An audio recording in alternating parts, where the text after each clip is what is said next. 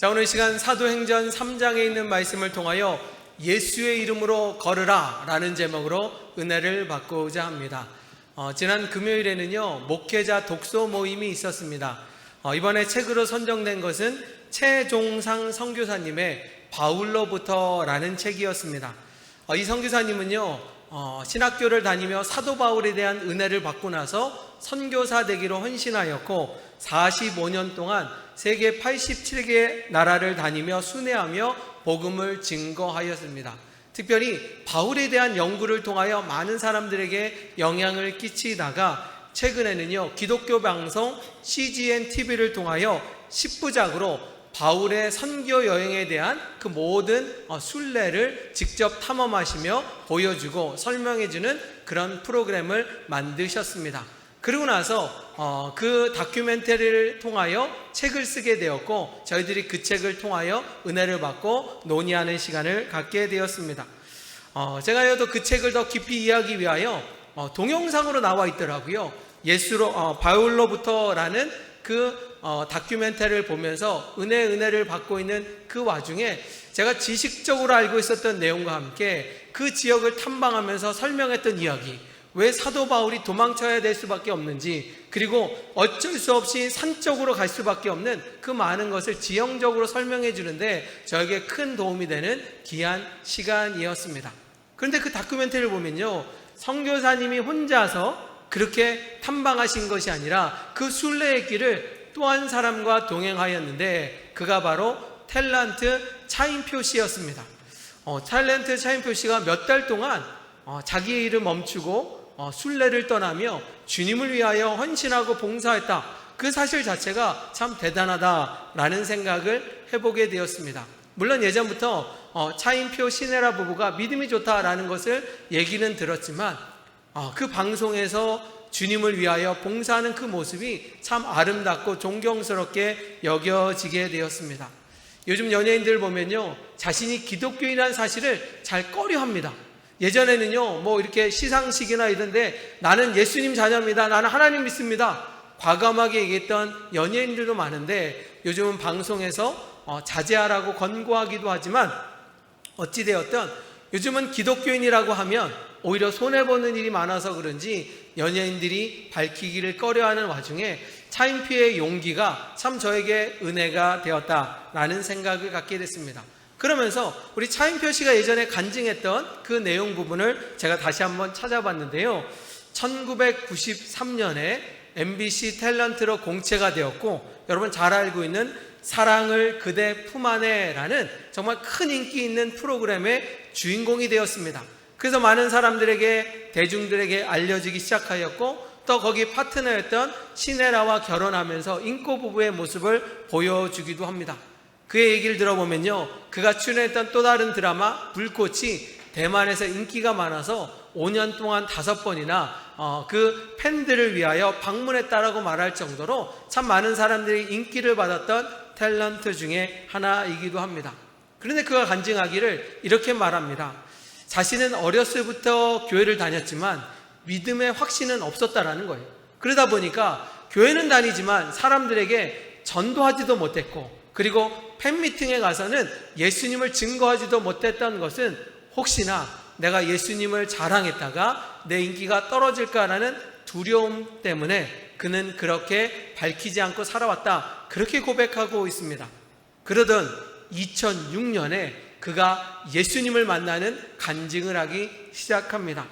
이미 부인은요 기독교 홍보단체에 소속되어 있어서 빈곤층을 향하여 선교를 하고 있는 것이었고요. 그래서 인도의 콜카타 지방으로 아내가 선교를 가기로 했었는데 그 방송 스케줄 가운데 부득불 못 가게 되면서 아내가 부탁을 했다는 겁니다. 자기를 대신하여 선교지를 다녀오셔 달라라고 부탁하였고요. 이 차인표 씨도 믿음은 있지만 자신의 확신이 없는 가운데 이번 선교가 은혜가 될 거다라는 통해서 아내를 대신하여 선교지를 방문하게 되었다라는 것입니다. 그런데 예상과 달리 날씨가 너무 더웠다라는 겁니다. 그리고 길도 불편하고 생활도 불편하고 그리고 모기와 말라리에 물리면서 점점 감사보다는 불평을 하게 되었고 괜히 왔다라는 그런 생각을 하면서 자신도 모르게 좋지 않은 소리를 내다 보니까 옆에 같이 갔던 한 목사님이요, 차인표 씨를 향하여 이렇게 말했다는 겁니다.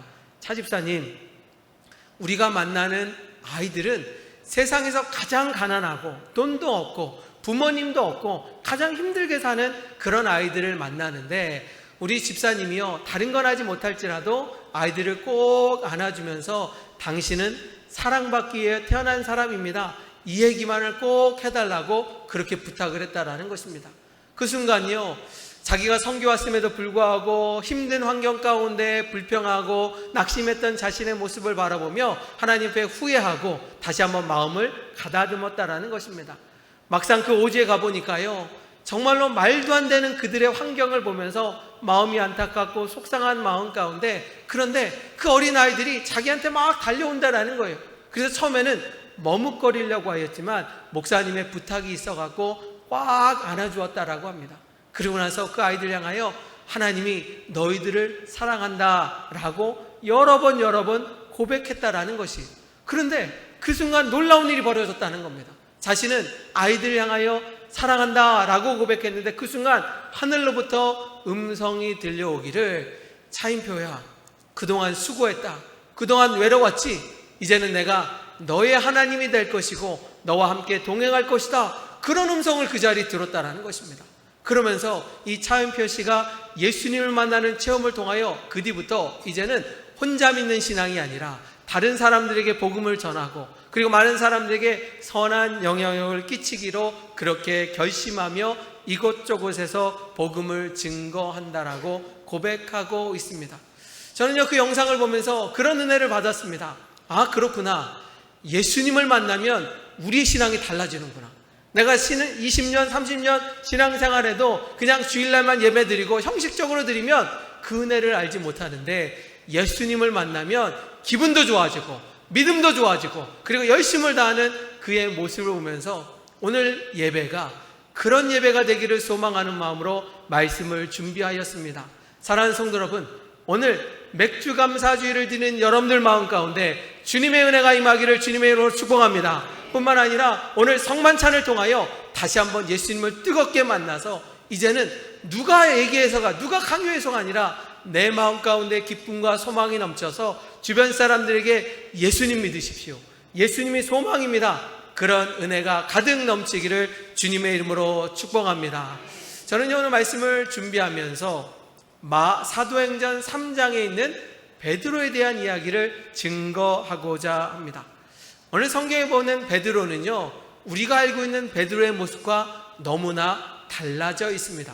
다시 말하면요, 마태복음에 등장하는 베드로와요, 사도행전에 나타나는 베드로는 전혀 다른 사람으로 변해 있다라는 것입니다. 믿음이 없거나 초신자인 사람들은요, 성경을 읽다 보면 베드로를 동명이인으로 착각하고 다른 사람이 되지 않았을까라고 착각할 정도로 너무나 달라진 그의 모습을 봅니다. 마태복음에 있는 베드로는요, 거친 남성입니다. 다듬지 않았던 성격입니다. 다혈질입니다. 실수가 많았던 사람입니다. 마태복음 14장에 보면 예수님께서 무리를 걷자 자신도 그렇게 하고 싶다라고 예수님께 외쳐서 무리를 직접 걷습니다. 그러나 순간 무서워서 물에 빠지는 그의 연약한 모습을 보면 그는 정말로 충동적이지만 끝까지 완주하지 못하는 그런 사람 중에 하나일 것입니다. 마태복음 16장에 보면요, 베드로가요, 멋진 말을 합니다. 예수님 앞에 고백합니다. 주는 그리스도시요 살아계신 하나님의 아들입니다. 얼마나 멋있습니까? 그럴 때 그 자리에 멈췄었는데 예수님께 아부를 떨다가 사탄아 떠나라 라고 말할 정도로 그는 덤벙대기 일수고 실수정이라는 것이 베드로의 마태복음 모습일 것입니다. 그런데 오늘 사도행전에 보면 그의 모습은 완전히 달라졌습니다. 자, 같이 읽어볼까요? 사도행전 2장 41절에 보면 베드로가 말씀하시니 이런 역사가 임했다라는 겁니다. 사도행전 2장 41절 같이 한번 있습니다. 시작. 그 말을 받은 사람들은 세례를 받음에 이날에 신도의 수가 3,000이나 더하더라. 아멘. 마태복음에 보면요, 오히려 예수님의 사역 가운데 베드로는 마이너스 역할을 하는 것처럼 실수를 할 때가 많습니다. 그런데 오늘 사도행전에 보니 베드로가 말씀을 증거하자 3,000명이 회개하고 3,000명이 세례를 받았다. 얼마나 대단한 역사가 일어났겠습니까? 그렇다면 왜 사도행전을 통하여 베드로가 완전히 변화되고 그렇게 새로워졌을까요? 그것은 바로 예수님께서 말씀하시는 자리에 순종하였기 때문입니다. 예수님의 말씀을 따라 기도하는 용사가 되었기 때문에 그는 변화되었다라는 것입니다. 예수님께서 십자가 사랑 이후에 이제 3일 만에 부활하셨잖아요. 그리고 하나님의 계획을 따라 하늘나라로 승천하셨습니다. 그럴 때 예수님께서는요, 제자들을 향하여 이제 나는 비록 없지만 두려워하지 말라, 담대하라, 그리고 기도하며 기다리면 하늘로부터 나를 대신하여 보혜사 성령님이 내려올 것이다, 그렇게 말씀하셨습니다. 그러니 제자들은요, 보혜사 성령님을 기다리기 위하여 다락방에서 기도하기 시작하였습니다. 열심히 기도하는 순간에 하늘로부터 불의 혀가 나타나 그 자리에 있는 120명 모두가 성령의 은혜를 경험하게 되는 놀라운 역사가 사도행전 2장에 등장합니다. 그러면서 성령의 은혜를 체험하자 베드로가 달라졌습니다. 차인표가 성령의 은혜를 체험하자 완전히 믿음의 사람으로 변화된 것처럼 베드로도 담대함과 확신을 가지고 성령의 은혜를 통하여 그의 사역이 넓혀지는 이야기가 사도행전에 펼쳐지게 됩니다. 그래서 그가 말씀을 전하자 3,000명이 변화되고 세례되는 이야기가 등장합니다. 그런데 오늘 본문에 보면요, 또 다른 의미 있는 베드로의 아름다운 정말로 확신의 모습이 등장하고 있습니다. 자, 오늘 본문에 보면요, 바로 그런 이야기로 시작됩니다. 베드로가요, 습관에 따라 성전에 올라가는 이야기가 있습니다. 여러분, 이 말씀은요, 저는요, 목회를 하면서 제가 깨닫는 사실은 뭐냐? 믿음은 습관이다라는 거예요. 믿음은 습관으로부터 시작된다라는 것입니다. 여러분 주변에 보세요. 열심을 믿었던 사람 중에 어느 순간 꼬꾸라지고 넘어져서 하나님을 떠난 사람 있지 않습니까? 그가 왜 그러냐? 열정은 있었지만요, 믿음의 습관이 없었기 때문이에요. 믿음의 습관은 무엇이냐? 비가 와도 눈이 와도 주일날은 주님 전에 가는 아름다운 믿음의 습관이 있을 때 신앙이 자랄 수 있다라는 것입니다. 오늘도 마찬가지입니다. 오늘도 새벽 기도를 했거든요. 그런데 오늘 몸이 너무 찌뿌둥해서 그런지 오늘 새벽 기도 일어났을 때 좀 쉬었으면 좋겠다라는 생각이 들더라고요. 그런데 세수를 정신 차리니까요, 다시 한번 기도해야지. 오늘 맥주 감사주일인데 열심히 기도해야지. 그런 마음이 들어서 오늘 새벽 기도를 열심히 드렸습니다.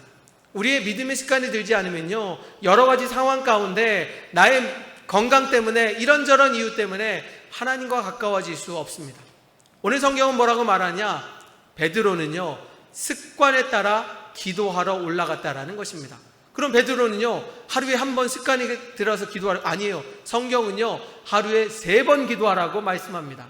오전 9시에, 낮 12시에, 오후 3시에 집에서가 아니라 성전에서 기도하라 라고 말씀하고 있습니다.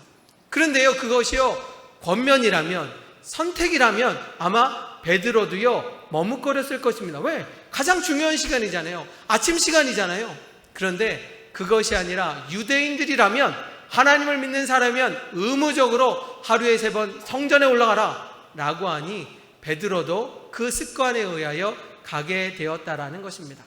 자, 여러분에게도 질문합니다. 여러분들에게 주일 성수는 어떤 의미입니까? 여러분들에게 주일 성수 예배는요, 어떻게 다가오십니까? 어떤 분에게는요, 취미생활처럼 나가도 되고 안 나가도 되고, 바쁘면 다음에 나가도 되고, 그렇게 생각하는 분도 있을 것입니다. 그런데 이 자리에 계신 분 중에서는요, 무슨 일이 있어도 나는 주일 성수는 지켜야 되겠다, 나는 교회에서 드려야 되겠다, 그런 사람도 분명히 있다라는 것입니다. 여러분, 코로나 때를 보면요, 분명하게 드러나요. 우리 그때 20명만 예배드리는 그 자리 가운데 제가요, 선정했습니다. 우리 교회 이런 분만 20명 드려야 되고요, 나머지 분들은 집에서 예배 드리십시오 라고 했지만요, 그런데 저 3층, 4층 교회 밖에서 예배 드린 성도 분명히 있었습니다. 왜냐? 내 신앙은 집에서 드리는 영상 예배가 아니라 주님 전에서 드리는 믿음이 온전한 신앙이다. 그때요, 분명하게 드러나는 건 무엇이냐? 그런 세상적인 어려움 가운데 하나님을 저버리고 떠난 그런 사람도 있지만, 나는 주님을 드리는 아름다운 습관을 통하여 주일날은 성전에서 예배드린다는 믿음을 갖고 있었던 그 성도들이 지금도 이 자리에서 예배를 드린다라는 것입니다. 사랑하는 성도 여러분, 여러분들의 부탁이자 권면, 아니 명령입니다. 여러분, 주일날은요 주님 앞에 나와 예배드리는 아름다운 습관을 통하여 믿음이 성장하기를 주님의 이름으로 축원합니다. 그것이 아름다운 신앙, 진짜 신앙이죠. 내가 하고 싶을 때마다 하는 취미 신앙생활은요 하나님과 멀어질 수밖에 없다는 것을 성경이 말씀하고 있습니다. 베드로는요 신앙의 습관을 따라 기도하러 올라갔습니다. 그런데 그 자리 가운데 성전에 올라가기 전에 한 사람을 만나게 되는데 그가 바로 안진뱅이였다라는 것입니다. 자, 한번 같이 읽어볼까요? 사도행전 3장 2절의 말씀 같이 한번 읽겠습니다. 사도행전 3장 2절 시작. 나면서 못 걷게 된 이를 사람들이 메고 오니 들어가는 사람들에게 구걸하기 위하여 날마다 미문이라는 성전문에 두는 자라. 아멘. 자, 안진뱅이가요 날마다 그 성전 미문 앞에 앉아 있었다라고 말하고 있습니다. 밤에는 집에 갔겠죠. 누군가가 그를 대동하여 그 자리까지 앉게 하였다라는 것입니다. 그럼 제가 물어볼게요. 성전 미문 앞에 있는 안진뱅이는 왜 거기에 있을까요? 왜 거기 있을까요? 기도하러요? 기도하면 안으로 들어갔겠죠. 그런데 성전 문 앞에 있었다라는 것은 뭐냐? 구걸하기 위하여. 구걸하기 위하여. 날마다 그 앞에 앉아 있었다라고 말하고 있습니다. 자, 그러면 성전의 습관을 따라 3번씩 왔다 갔다 하는 베드로는요 그 안진뱅이를 만났을까요? 안 만났을까요? 만났어요. 그러면 이 안진뱅이는요 베드로는요 이 안진뱅이를 하루에 몇 번 만났을 거예요? 3번 만나면 아니죠. 그러면 들어갈 때만 나오고 안 나올 겁니까? 들어갔다 나오면 6번 만나는 거예요. 그러니 한 달이면 거의 150번 이상 그 안진뱅이를 만날 것입니다. 그런데 베드로는요 그전에는요 그냥 지나갔어요. 왜냐? 베드로는요 가난했거든요. 그에게 줄 것이 없었거든요. 그러니 그는 정말 안진뱅이를 주면서 미안한 마음이기도 하고 맨날 만나다 보니까 아무 생각 없이 그냥 그 자리를 지나가게 됩니다. 그런데 오늘은 달랐습니다. 오늘 성경에 보면요 늘 만나던 날마다 만나는 하루에 6번 만나는 그 안진뱅이임에도 불구하고 베드로의 마음이 뜨거워졌다라는 거예요. 베드로의 마음이 뜨거워져서 가는 길을 멈춰섰습니다. 그리고 나서 안진뱅이를 향하여 이렇게 말하고 있습니다. 자, 같이 읽어볼까요? 6절 말씀에 보면 참 은혜로운 말씀이 있는데 여러분 이 말씀이 안진뱅이에게 준 말씀이 아니라 나에게 주신 생명의 말씀, 나에게 주시는 은혜의 말씀이라는 사실을 기억하며 우리 6절 말씀 같이 한번 읽어봅니다. 베드로가 시작. 베드로가 이르되 은과 금은 내게 없거니와 내게 있는 이것을 내게 주노니 나사렛 예수 그리스도의 이름으로 일어나 걸으라 하고. 아멘. 베드로는요 수십 번 아니 수백 번 그를 만났지만요 그에게 기도해 주고 싶은 마음이 없었습니다. 아니 기도해 줘도 별일이 없다라고 생각을 했습니다. 그런데 성령의 은혜를 받았던 베드로의 마음에 멈춰서게 한 거죠. 성령이 멈춰서게 한 거죠. 그러나서 기도해 주라는 하나님의 명령을 따라 베드로가요 그 안진뱅이를 향하여 이렇게 기도합니다. 나사렛 예수로 명하노니 일어나라 라고 말하였을 때 성경을 보면요 그 기도 소리를 듣고 명령을 듣고 그 안진뱅이 평생을 앉아있던 그가 벌떡 일어나서 걸어갔다라고 말하고 있습니다. 기적이 일어났습니다. 은혜가 일어났습니다. 놀라운 축복이 임하였습니다. 그 은혜가 여러분 모두에게 임하기를 주님의 이름으로 축원합니다. 그런데 오늘 말씀이요 신학적으로 보면 참 귀하고 복된 말씀은 이 말씀이 우리에게 정말 귀한 말씀이 되기 때문입니다. 다시 말하면요 창세기부터 요한계시록은요 기적의 말씀입니다. 하나님께서 하나님의 아들 예수 그리스도께서 우리를 사랑하사 은혜와 축복과 기적을 베푸시는 놀라운 역사의 장면이 성경에 담겨져 있어요. 여러분 보세요. 창조주 하나님께서요 6일 동안 하나님의 말씀으로 이 세상을 아름답게 만들었습니다. 얼마나 대단한 능력입니까? 우리 주님은 그걸로 끝나는 것이 아니라 홍해를 가르시기도 하고요 10가지 재앙으로 정말 이스라엘 백성들을 출애굽시키기도 하고요 적과 꿀이는 땅에도 가기도 하고요 적군 17만 5천 명을요 하나님의 말씀으로 무찌르는 놀라운 역사가 성경 곳곳에서 등장합니다. 신약으로 가면요 예수님께서요 정말로 안진뱅이를 일으키는 장면, 그리고 중풍병자를 고치는 장면, 각종 질병 아픈 자를 고치는 놀라운 능력의 말씀이 신약에도 등장합니다. 더 감사한 것은 뭐냐? 죽었던 나사로를 일으켜시고 살리시는 하나님의 말씀이 신약 성경에 나옵니다. 자, 그런데 우리는요, 하나님하고 예수님을 참 신이라고 느끼고, 신이라면 그런 능력이 있다라고 우리는 믿습니다. 그래서 하나님이 역사하여 주신다면, 예수님이 기도해 주시면 그런 은혜가 임할 거라는 것 우리도 믿고, 그것이 믿음이라고 말하고 있습니다. 자, 그런데 오늘 사도행전 3장은요, 신이셨던 예수님께서 기적을 행하신 것이 아니라 베드로가 기적을 행했다라는 거예요. 자, 그럼 물어봅니다. 베드로는요, 인간이에요, 신이에요? 다시 한번 묻습니다. 베드로는요, 신이에요, 인간이에요? 인간이라는 거예요. 인간이 기도하니까 기적이 일어났다. 이거는 너무나 귀하고 복된 말씀 아니겠습니까? 이 말씀을요, 쉽게 말하면 이렇습니다. 육신적인 예수님이 이 자리에 있어요, 없어요? 없어요. 예수님이 기도해주면 우리 질병이 나을 텐데, 예수님이 기도하면 문제가 해결될 텐데, 그런데 육신적인 예수님이 이 자리에 없어요. 그러면 우리는 그냥 지나가야 돼요? 아무 일이 없어요? 아니라는 것입니다. 육신적인 예수님이 이 자리에 없으지만 오늘 베드로처럼 예수님의 이름으로, 베드로의 이름이 아니에요, 예수님의 이름으로 명하노니 일어나라, 예수님의 이름으로 명령하여 할 때 놀라운 역사가 임하였다라는 것입니다. 오늘 예배가요, 귀하고 아름다운 것은 무엇이냐?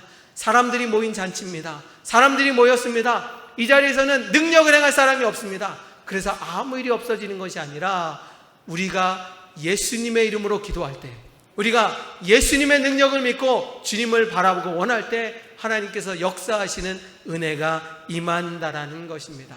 사랑하는 성도 여러분, 오늘도 간절히 바라고 원하는 하나님의 능력이 여러분 모두에게 임하기를 주님의 이름으로 축복합니다. 그런데 성경은요, 너무나 감사한 것은 무엇이냐? 그렇게 될 거라고 예수님이 이미 십자가에 달려 돌아가기 전에 얘기했다라는 거예요.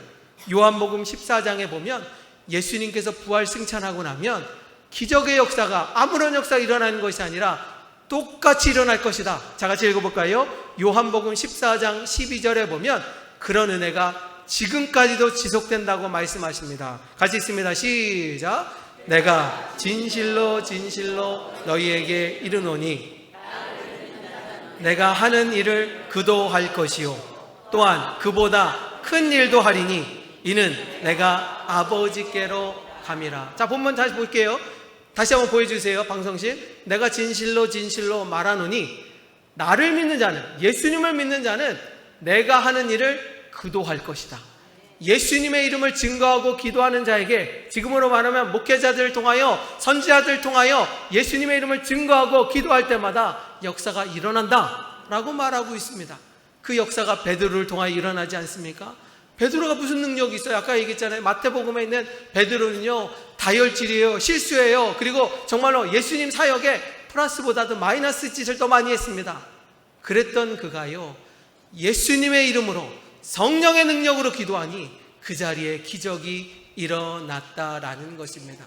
사랑하는 성도 여러분, 저는 오늘 그런 사모하는 마음으로 예배를 준비하였습니다.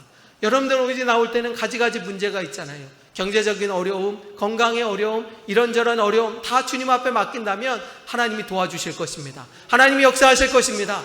왜냐? 주님의 이름으로 기도하기에 하나님은 우리를 불쌍히 여겨주시고 궁일이 여겨주신다라는 것입니다. 얼마 전에 정인숙 전도사님의 일어나 걸어라 라는 책을 잠깐 보게 되었습니다. 이 정인숙 전도사님이요, 나중에 전도사님이 되었지만요, 처음에는 그냥 믿음을 지켰던 한 신앙인이었습니다. 그리고 결혼을 하고 나서 가정을 이루었다고 합니다. 그런데요, 건강했던 그 분이 결혼하고 2달째가 되면서 류마티스 관절염에 걸리셨다라는 것입니다. 아마 이 자리에도 류마티스 관절염 때문에 고통하는 분도 있지만 그래도 어느 정도 생활을 하지 그렇게 어렵지는 않았는데, 이분은 이 관절염이 좀 심하게 가면서 점점 정상적인 생활이 어렵게 됐다라는 거예요. 병원에도 갔겠죠. 한방병원에도 갔겠죠. 민간요법도 다양한 것을 통하여 고치려고 기도합니다. 제가 요즘 최근에 이쪽 손목이 좀 아파갖고 시큰시큰해갖고 파스도 발라보고 모두 했는데 잘 효과가 좀 별로 없어요. 그런데 이게 없으면 약을 먹어야죠. 그러다 병원 가야죠. 어떻게든 나으려고 이렇게 저렇게 저도 준비하고 노력하고 있습니다. 아마 이분도 그랬겠죠. 여러 병원 갔는데 효과가 없다 보니까 주변에서 이런 약을 먹으면 낫는다. 그래서요, 어느 약사의 권유로 스트레이도 주사를 맞았는데, 그런데 안타깝게 뼈가 녹아져가는 더 큰이라는 병에 걸리게 되었다라는 거예요. 너무나 안타까운 마음인데, 친정아버지가요, 이 관절염에는 나병 환자들이 먹는 독한 약이 있는데 그 약을 먹으면 낫는다 라고 했는데, 그 약의 더 부작용으로 인하여 이제는 허리까지 구부러져서 펴지지 않는 정말 안타까운 일이 벌어지게 됩니다. 결혼 초에 행복했던 가정이 질병으로 인하여 고통을 당하죠. 남편도 처음에는 잘 수발해주고 그렇지만 그 병이 3년이 되고 4년이 되고 점점 길어지면서 결국은 이혼까지 하게 되면서 점점 더 불행하게 됩니다. 그때까지는요, 이 여인이요, 교회를 다녔다는 거예요. 그런데 점점 어려운 상황 가운데 하나님이 원망스러워지기 시작하였고, 하나님을 믿으면서 점점 어려워진 상황 가운데 원망과 불평 가운데 그 뒤로 하나님을 믿지 않고 교회를 끊기 시작했다라는 것입니다. 그렇게 2년 3년이 지났지만 점점 병은 나빠지고 정상적인 생활을 하지 못하고 고통과 어려움 가운데 지속되고 있었습니다. 그러다 어느 순간 옆집에 있던 집사님이요, 전도하기 시작했어요. 교회에서 부흥회가 있으니까 이번에 부흥회 가서 다시 한번 예수님 만나고 우리 질병 고칩시다. 그런데 그때는 옛날에는 원망하고 불평했지만요, 2, 3년 지나니까요, 마음 가운데 그래, 다시 예수님 믿어서 우리 주님은 나를 고쳐줄 수 있는데 믿져야 본전이니까 다시 교회 한번 다녀보자, 그런 마음을 가지고요, 교회를 다니기 시작하였고, 부흥회를 통하여 은혜를 받았답니다. 부흥회를 통하여 은혜를 받았는데 거기서 기적이 일어나면 좋겠는데, 기도할 때 하나님이 고쳐주신다는 확신을 받았는데 아직 몸은 여전히 멀쩡하거든요. 그러니까 와서 실망하지 않고, 그렇지, 예배드리고 기도하여 목숨을 걸자라는 마음으로 그때부터 열심히 기도하여 문제가 해결되고, 그리고 질병이 치유함되고 이제는 정상이 돼서 전도사님으로서 교회 사역을 하고 있다라는 간증을 보게 되었습니다. 사랑하는 성도 여러분, 우리 주님의 능력은요, 2000년 전에 끝난 것이 아니라 지금까지도 이루어지고 은혜 더하여 줄 줄 분명히 믿습니다. 주님의 은혜를 사모하고 기적을 체험하기를 원하는 자에게 주님이 오늘 다가오셔서 뭐합니다. 우리 함께 기도할 때 나사렛 예수로 명하노니 해결될지어다. 우리가 이렇게 기도할 때 하나님이 도우시고 인도하여 주실 줄 분명히 믿습니다. 저는요, 우리 교회가 자주는 아니지만 2달에 한 번 성찬식을 한다고 합니다. 여러분들이 여러분한테 물어본다면 목사님 성찬식 왜 하요? 그러면요, 성찬식 준비하려면 되게 복잡해요. 우리 여선교에서도 이거 준비하는 것도 쉽지 않지만 저도 성찬식 한다면 불편한 게 많습니다. 그런데 왜 해야 되는가? 성찬식은 주님을 만나는 은혜의 시간이기 때문입니다. 성찬식은 주님을 체험할 수 있는 복된 시간입니다. 성찬식은요, 내 문제가 해결되고요, 내 아픔이 치유되고요, 내가 고침받을 수 있는 은혜의 자리라는 것입니다. 사랑하는 성도 여러분, 오늘 말씀을 기억하시면서 예수의 이름으로 일어서라 말씀하신 것처럼 오늘 성찬식을 통하여 주님을 만나고 예수님의 이름으로 고침받고 예수님의 이름으로 문제가 해결되고 예수님의 이름으로 승리하는 호산나 성도가 되기를 주님의 이름으로 축원합니다.